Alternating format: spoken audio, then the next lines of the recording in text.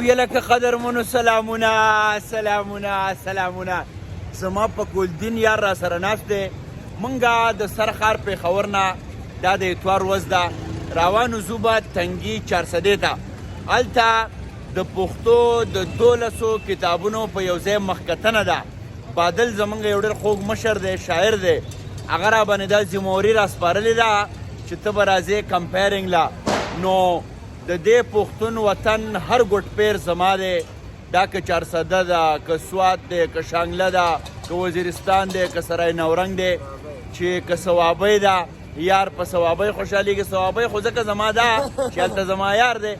نو خبره دا ده راشده چې مجبورۍ نه لرو، وخت لرو، خامخا به ځو، هر چاله به ځو. او موږ به راشده ګوره موږ چې 20 کاله بعد دا ویډیو ګورو ته به وایې چې ګوره زه ځوان وم. خو موږ به خلکو ته وایو چې د مینې 2 جوارګر، 2 تاوانیان، 2 لیوني، ټول پښتون وطن کې څو جانان 2 لیوني. اوس موږ سهار دی بیخي دلته په دې دا کوم ځای دی راشد ګلبهار تاڼۍ مخه ده. نو راشد تاڼۍ ته نه دی راغلی بلکې چای وله راغلی و. چای وله دلته به موږ په یو ځایي ټلویزیون کې کار کوو.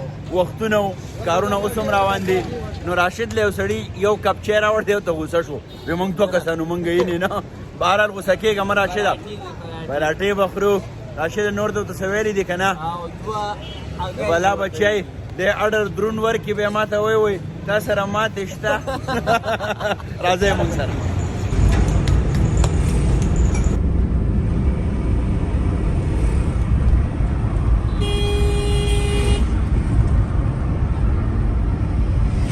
او ملګرو څه په سختو، په ستونزو، په مشکلاتو باندې تر چارسدې تنګي نعیم خان حجرې پورې رالو. راشد حجره وښیه زما دا بشره به خیر خو حجره وښیه. نو دلته د 12 کتابونو مخکتنه ده، یوه ګڼه ناسته ده، یوه قصه ده.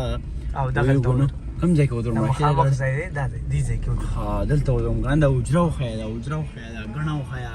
ځای ته را رسېدلي و راشده، ځای ته. ډېره مننه.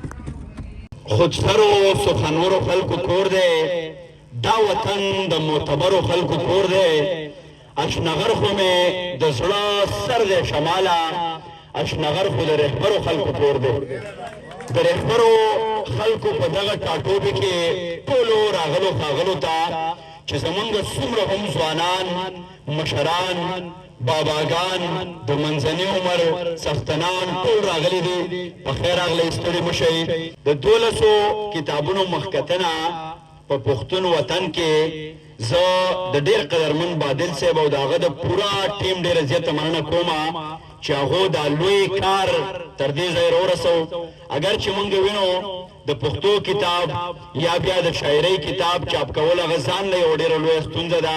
نو زه وایم زما د زړه دپاره د بادل صاحب او د هغه د ټیم دپاره د لاسونو یو درنه پړقه احترامن وکړي چې دی څومره د ستړو د ستونزو سره مخ شوی دی او دغه ځای ته یې دا لړۍ را رسولې ده.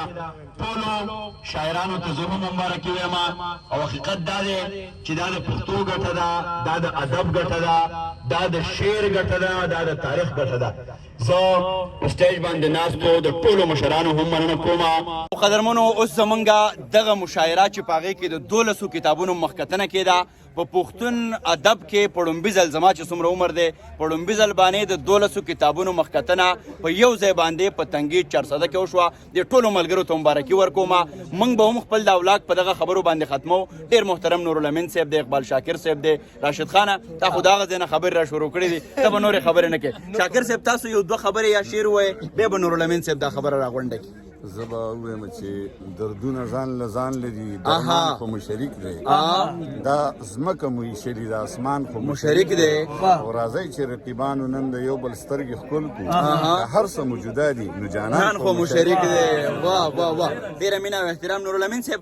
منګه د پیښور نه را روان شوو منګ د هغه ځای نه په دې خبره وکړه چې دا روایت د ژوندي وي چې چېرته مشاعره وي غونډه وي موږ به ځو ملګرو ته څه پیغام ورکوئ تاسو ډېرې معتبرې خبرې وکړې نو د مشاعرو په اړه باندې د ادب د ژوندي ساتلو په اړه باندې کومه خبره کوئ یو خدا ده چې په دې مشاعره کې زه خو دې ټولو ملګرو له بیا مبارکي ورکوم بادل صاحب لم او تا د خپل وجود په ذریعه باندې دې کې حرکت حرارت او ګرمي پیدا کړه تا له مبارکي درکوم او زما دا خیال دی چې دا مشاعرې چې دي او دا سیمینارونه د ژبې په حواله او د ادبي جرګو دا سرګرمۍ دا د پښتو ژبې او د پښتون قام دپاره دې وخت کې داسې ضروري دي لکه چې زهر وهلي ته تاریاک پکار وي ځکه چې زموږ وجودونه زهریله کړي شوي دي په خاص طریقه باندې دا زهر به موږ نه اوسي په دې چې دا موږ د شعر ادب او د آرټ په اوده کې راولو نو دا ضروري ده چې دا سرګرمۍ دې ډېرې شي چې